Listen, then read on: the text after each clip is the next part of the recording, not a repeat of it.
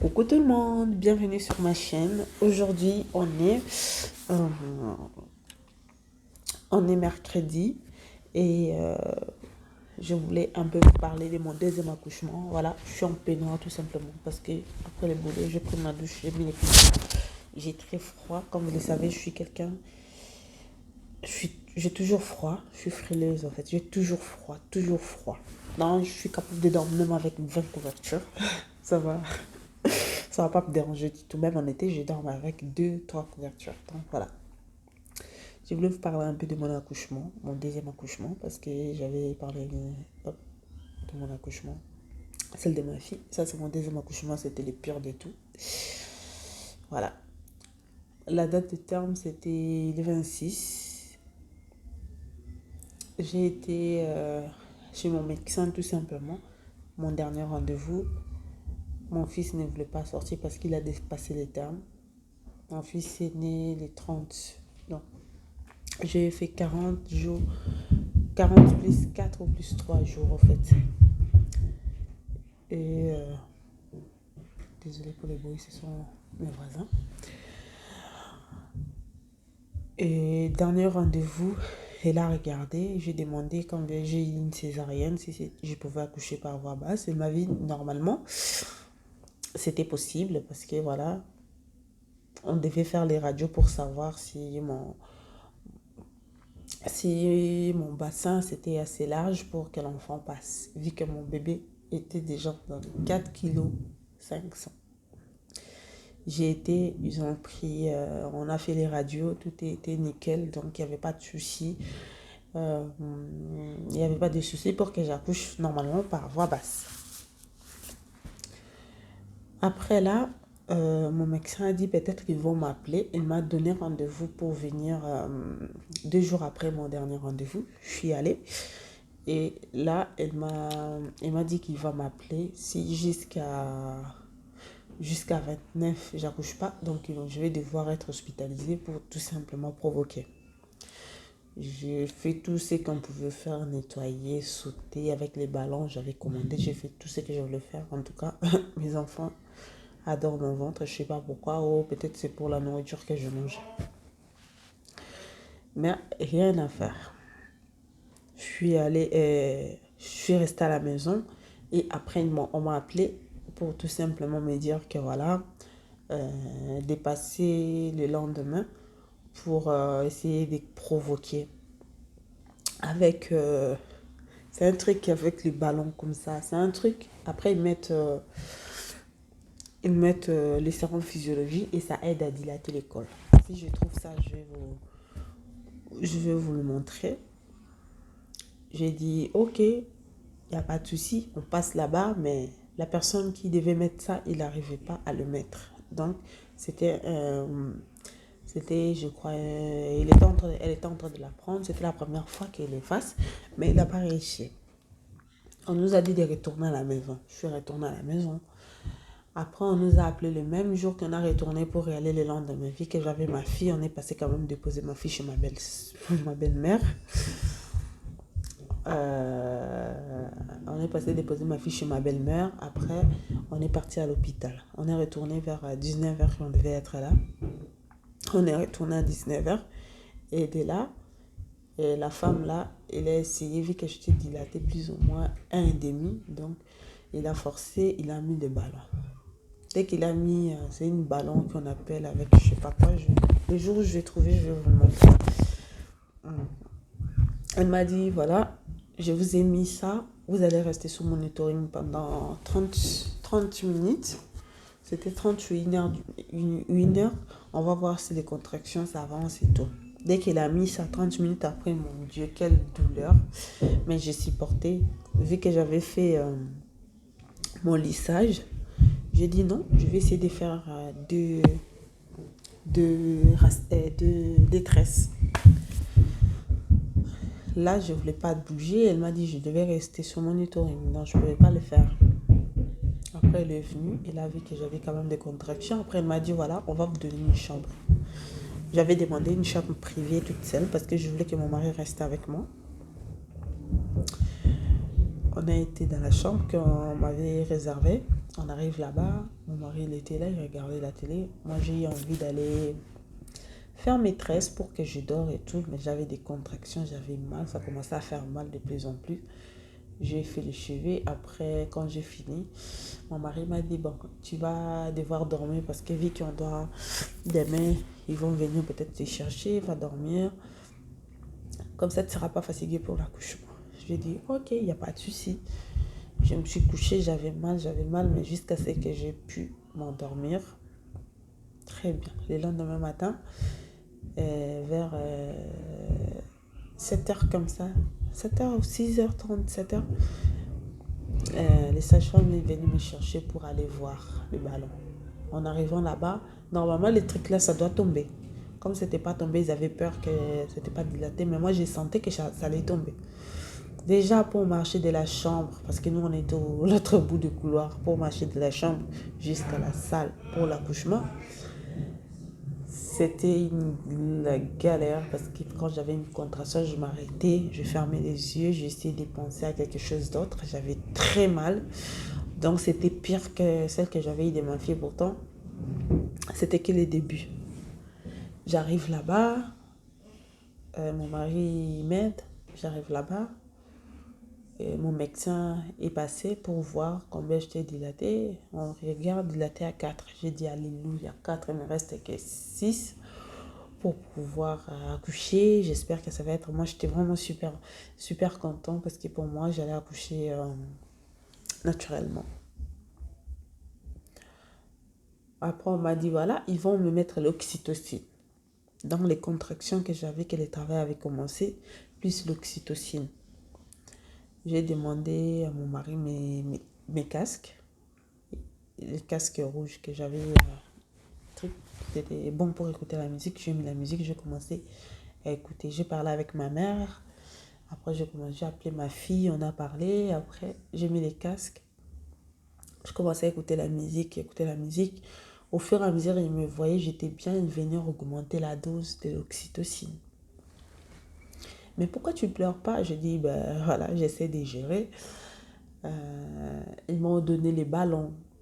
Ils m'ont demandé si je voulais la péridurale. Suite à la péridurale qu'on m'avait donnée pour ma fille, je n'ai pas voulu tout simplement pour ma fille. Si je marchais ou faire...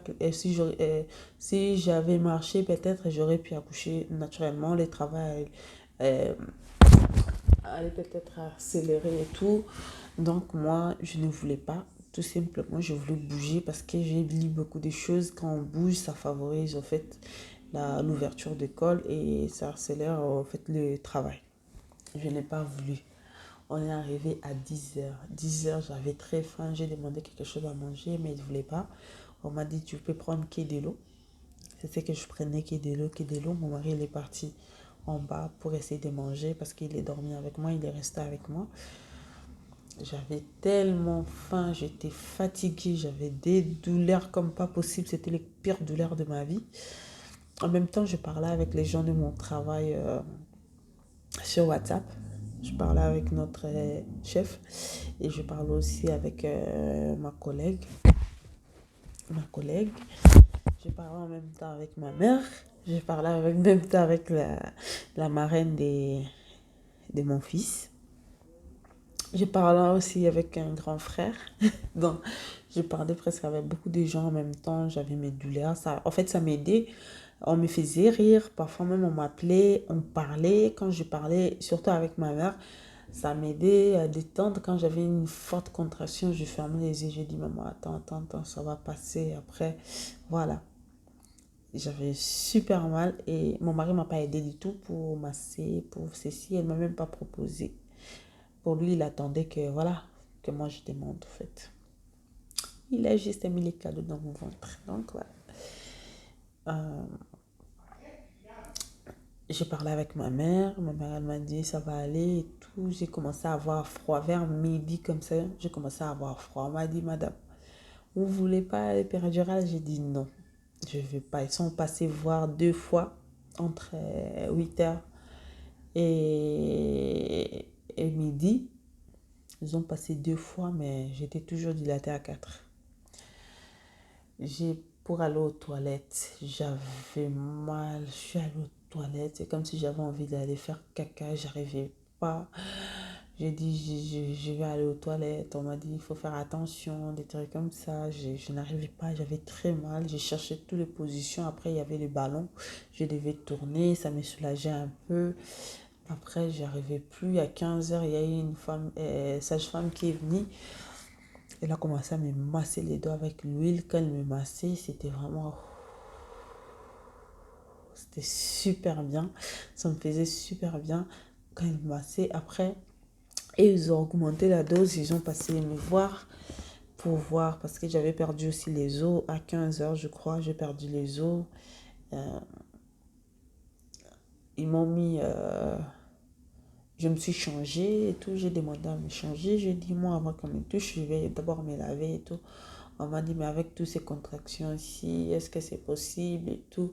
Après, j'ai dit, je voulais me mettre dans quelque chose avec l'eau chaude et tout, vu que... Après, la dame là, elle m'a dit, ah, je vais vous masser, on va continuer à faire le massage. Si ça ne marche pas, vu que ça vous soulage, donc ça ne vaut pas la peine que, on vous donne, que tu ailles dans le baignoire. Je me dis, ok. Après, je ne sentais plus les respirations des contractions. Normalement, ça vient, ça arrête, ça vient. Après, c'est fini, quelques trucs, mais moi, c'était tout le temps. Donc, ça venait comme ça. J'avais mal de... Oh Seigneur, c'est... Les douleurs là, on ne sait pas les décrire en fait. J'avais super mal. J'ai supporté tout ça. Je pleurais pas. J'étais avec la musique. Parfois même, j'essayais de danser. J'ai marché dans le couloir. Je n'arrivais pas. J'avais mal comme pas possible. On m'a demandé si je voulais les péridurales. Je dis non. Moi, je veux que cet enfant sorte par là où il est rentré. Je ne veux pas de péridurales. Je ne veux rien du tout. J'ai refusé. J'ai commencé à avoir froid. J'ai tremblé. Je parlais avec ma mère. J'ai tremblé. J'ai dit, maman, j'ai froid. J'arrive pas. À 18 heures, à 17h30 comme ça, j'ai dit, bon, je vais la péridurale parce que je suis restée quand même avec la contraction depuis le lendemain. Vers truc jusqu'à le lendemain à 17h, j'ai demandé la péridurale. J'ai dit, j'en peux plus. Après, la dame, elle m'a dit, vu que j'avais déjà perdu les os et que ça faisait longtemps, vu que les travail et tout, vous savez comment ils sont. Donc, si ça continue comme ça, ils allaient faire les césariennes, vu que c'est pas programmé, qu'il n'y avait pas beaucoup de gens qui devaient se faire opérer en tout cas. Donc on avait notre temps à attendre d'ici 18-19 heures si des choses ne bougeaient pas. Donc du coup, on allait me faire césarienne. J'ai commencé à avoir froid. Froid, j'ai demandé la couverture. 5 minutes après, l'anesthésiste, il est venu pour pour me faire les péridurales. Il m'a piqué plus de 10 fois parce qu'il ne trouvait pas. Dès qu'elle piquait ici, moi je sentais seulement le médicament dans une seule jambe, mais dans l'autre jambe, je ne sentais rien du tout. En fait, c'était normal, je pouvais le bouger. J'ai dit non, elle m'a piqué, piqué, piqué, piqué. Comment j'ai souffert avec les contractions qui viennent, qui ne s'arrêtent pas. Quand j'avais une contraction, je n'arrivais pas en fait. Jusqu'à la fin, ils ont réussi, mais il faut attendre que ça fasse l'effet. L'effet là, moi, ça m'a fait effet à 30, donc 10 minutes après. On m'a dit à 18h, ils sont venus me voir. On m'a dit, ah, on va devoir vous faire d'ici 30 minutes. On va préparer tout pour vous faire une césarienne. J'ai appelé ma mère. J'ai dit, maman, on va me faire une césarienne. J'ai commencé à pleurer. Ma mère, elle m'a dit, pourquoi on va te faire une césarienne? J'ai expliqué. J'ai dit, parce que, voilà. J'ai expliqué que l'enfant ne veut pas descendre. Il est toujours haut, des trucs comme ça. Et voilà, ma mère, à la base, elle ne voulait pas non plus la césarienne, mais voilà, c'était comme ça. À 19h et quelques, ils sont venus me prendre. J'avais très froid, j'ai demandé seulement la couverture. On m'a couvert avec 4 ou 5 couvertures comme ça parce que j'avais très froid, j'ai tremblé même pour parler. Je parlais vraiment comme ça. Et à la fin, j'ai rentré dans la salle d'eau. Ils m'ont coupé. Dès qu'ils ont tiré comme ça, j'ai senti une douleur comme pas possible. Même quand je vous parle comme ça, j'ai l'impression que c'est comme si on me coupe. Donc j'ai senti la douleur. J'ai crié. J'ai crié, arrêtez, arrêtez, arrêtez, j'ai mal, j'ai mal, j'ai mal, j'ai mal, j'ai mal. Après, la dame, elle est venue. J'ai dit, je ne touchez plus, j'ai trop mal et tout. Après, on m'a pris, ils ont pris la morphine. On m'a donné la morphine. C'est là qu'on m'a tué, en fait, cette morphine. Dès qu'on m'a mis ça, j'étais comme une bête, en fait. J'arrivais pas à... Ils ont mis la musique, je me rappelle bien. J'étais là, à mon accouchement, mais en même temps, j'étais ailleurs. Dans ma tête, j'étais super-héros, en fait. Dans ma tête, j'étais super-héros. Tous les films que j'ai regardés là, le dernier jour de ma grossesse, moi, j'étais, voilà, dans le film. À cause de la morphine. En tout cas, je comprends les drogués, franchement. Je me sentais vraiment, oh mon Dieu.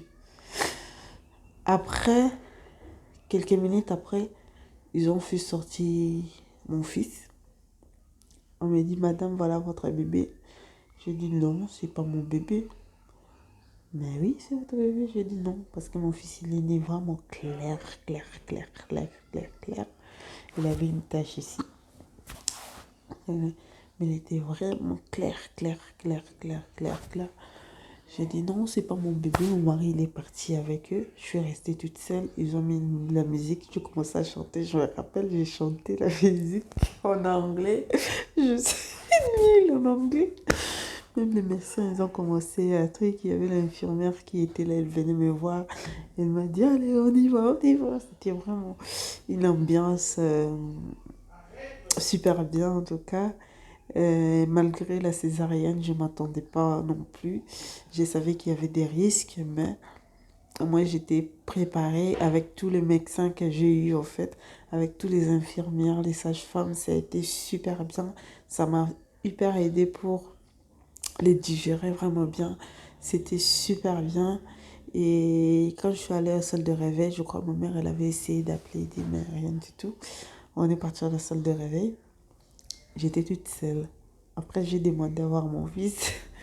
On m'a dit, d'ici 30 minutes, le temps que je me réveille, vu qu'il m'avait fait la morphine et tout, ils vont me ramener dans ma chambre. Quand ils m'ont ramené dans ma chambre, j'ai vu mon mari avec les petits. J'ai pris mon fils dans mes bras. C'était comme un bébé de 3 mois, mon fils. Comme un bébé de 3 mois. Il était costaud, clair. Il était super grand, en fait. Vraiment grand. Et moi, j'avais mal. Mon mari m'a dit qu'il devait rentrer. J'ai dit non, tu restes. Mais il a insisté à partir. J'ai laissé partir. Mais quand il est parti, quelques temps après, l'anesthésie commence à... Voilà. J'ai commencé à avoir mal comme pas possible. Et l'enfant qui pleurait, j'ai téléphoné à mon beau-père. J'ai dit, il faut dire à Eddie de retourner parce que j'ai trop mal. Je ne peux pas dormir, je ne peux pas m'occuper de ma fille. Et mais il y avait une infirmière, la dame là, elle était très gentille avec moi. Elle est venue, elle m'a ramené le lait. Quand l'enfant pleurait, elle venait de temps en temps dans ma chambre avant même que je sonne. C'était quand je sonnais, c'était même pas 10 minutes, elle venait. Euh, c'était vraiment c'était vraiment quelque chose de ouf. Après le lendemain, j'ai dit, je dois essayer de me mettre debout. Je me suis mis debout le lendemain matin. On m'a dit, le médecin doit être là. J'ai dit non. Je dois essayer d'aller faire pipi. Je dois essayer de marcher. Plus je suis autonome parce que mon mari, il est l'autre. Après, il est retourné à la maison. Parce que les canapés lits là qu'il y avait là, c'était pas confortable. Il avait mal en fait. Et c'est l'accouchement le plus dur de ma vie. C'est quelque chose où je n'oublierai jamais. C'est celle de ma fille aussi, je vais rien oublier, je n'oublierai jamais. Mais voilà, les plus douloureuses, c'était celle de mon fils. Sentir comment on te coupe là, c'est... Je vois ça à la télé quand on fait l'autopsie, mais là, voir ça comme ça, c'était vraiment, vraiment, oh mon Dieu. Même quand je parle de ça, j'ai chair de poule, j'arrive pas. Et voilà.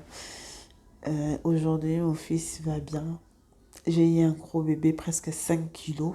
Il manquait seulement 10 grammes, je crois, pour 5 kilos. Et après, j'ai reçu toute la famille qui était là avec moi.